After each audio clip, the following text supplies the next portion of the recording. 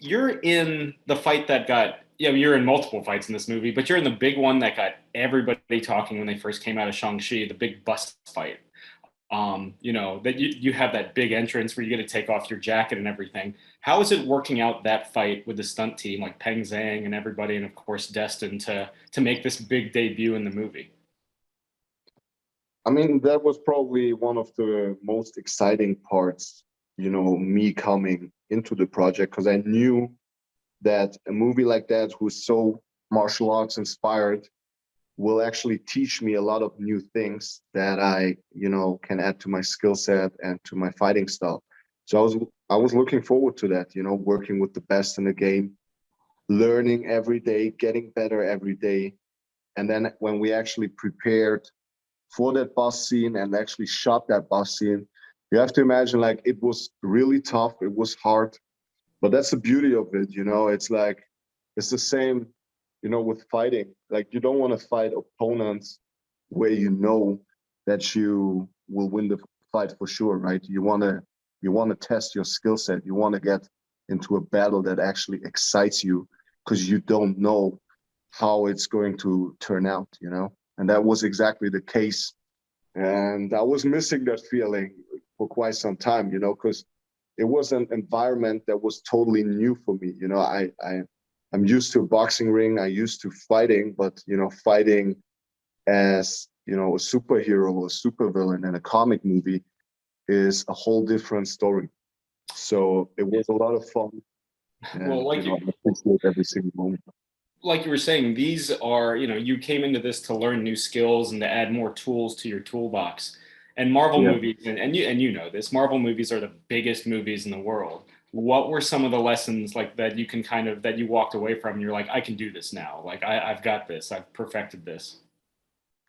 So what was definitely, a skill that is very important in fighting is the distance management.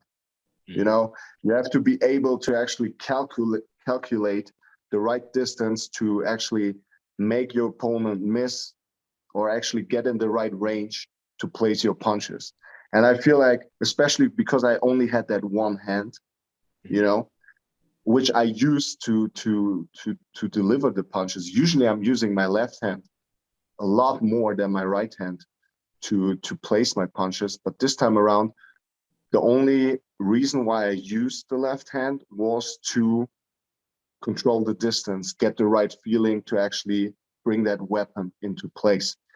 So that distance management was something that we trained over and over again. And you have to imagine that bus was so small, so tight. It was hard for a big man like me to move like that. Mm. That's when distance, or the distance management is even more important. If you don't have a lot of space, if you don't have a lot of distance, but still manage to control it. And that's what it's all about, especially in fighting in a movie. You have to control everything so you don't hurt anyone. And I feel like that distance management, improved off the charts.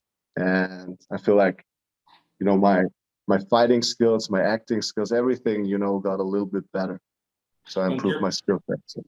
in terms of the acting, how is it, what were some of the things how was it working with Destin, Daniel Creighton on this movie? And, what were some of the takeaways that you had working with him and figuring out who Razor Fist is? And yeah, what were some of the acting skills that you acquired too?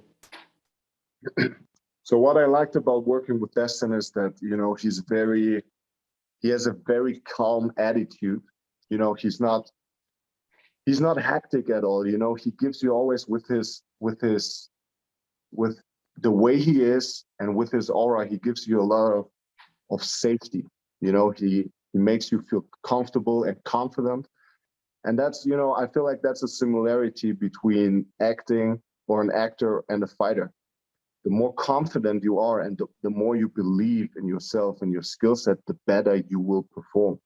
And that's always something the coach has to bring out of you, which in this case is Destin. He's like the coach of this whole movie. He's coaching the whole team. And that's what was so great about working with him. And other than that, I feel like his strong suit as a director is the emotional side. He did some really amazing dramas. And I feel like I learned a lot from that particular site that I can use for future projects, not only, to be that massive, intimidating and violent guy, but also show some heart, also show some emotions. So I was very grateful for that. As somebody that's squared up against Marvel superheroes and the heir to Apollo Creed and Rocky Balboa, I have to ask, who packs a bigger punch, Simu or Michael B. Jordan?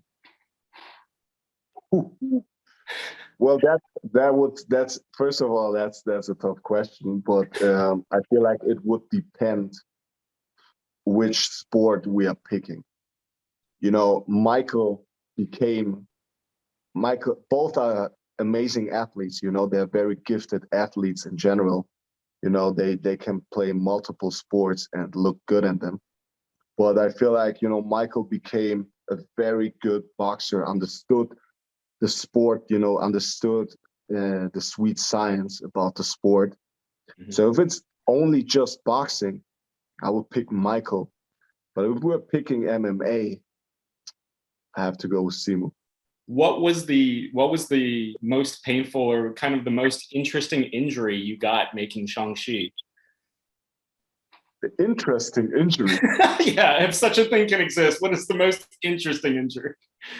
Well, let's put it like this: the most critical and dangerous injury for the whole project was when I ruptured little parts of my biceps tendon. Ooh. And it was the biceps tendon of my right arm, because I was using it over and over again, which was, the arm where the weapon was placed. And if you rupture your biceps tendon completely, it's game over, and it's game over for a month. And in the first moment when that injury happened, I remember I was on the ground. It was that scene, when he was on my back and I was pushing up, throwing him off my back and then coming with a big swing. And we did that over and over and over again. I don't know how many times we did that. But I remember, he was blocking that one punch. And then I was on the ground. I was looking up to him and I was like, bro, I think it's game over. And we were all worried out, because like I said before, if you really rupture the whole tendon, it's like no way you can continue. It's like a couple of weeks you're out for sure. But then it was like only a small percentage, only small parts of the tendon got ruptured or, hurt. I was back in like a couple of days and then we just continued. We did what we have to do. We always find a way.